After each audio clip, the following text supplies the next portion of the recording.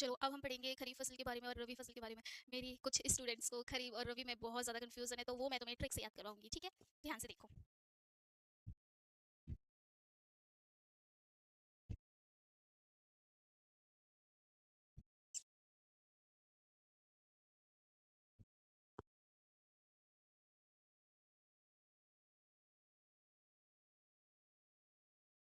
जो भी है खरीफ फसल और हमारे रबी फसल।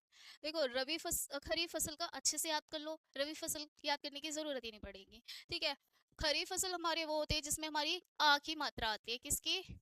आ की मात्रा आती है, ये मात्रा आती है, तो वो हमारी खरीफ फसल हो गई है सारी की सारी। ठीक है। और इसमें जो याद करने की मेन चीज है वो हमारा है अपवाद। इसमें मूंगफली और सोयाबीन भी आता है। ठीक है, ये हमारा बस याद करने का है। बाकी ये सारा का सारा याद करने की जरूरत ही नहीं है।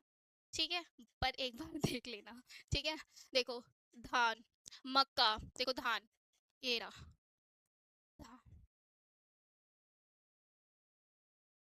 धान, ये आई मात्रा।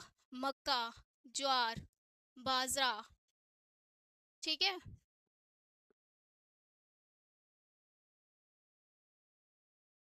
यहाँ पे हमारा है कपास। ठीक है। गन्ना, दाल में, दालें में आएगा हमारा अरहर, मूंग, उड़द।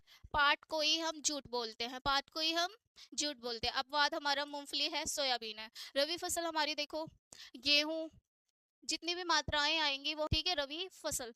तो इस जब हमें ये याद हो जाएगा कि हमें हाँ पता है कि ये आ की मात्राएं हैं, सॉरी मिट गया, आ की मात्राएं हैं, तो उसमें हमारी खरीफ फसल आएगी जिसमें मात्राएं लगी होगी, वो हमारी रबी फसल होगी। और खरीफ फसल में मूंगफली सोयाबीन आएगी और रबी फसल में हमारा चना आएगा। ठीक है।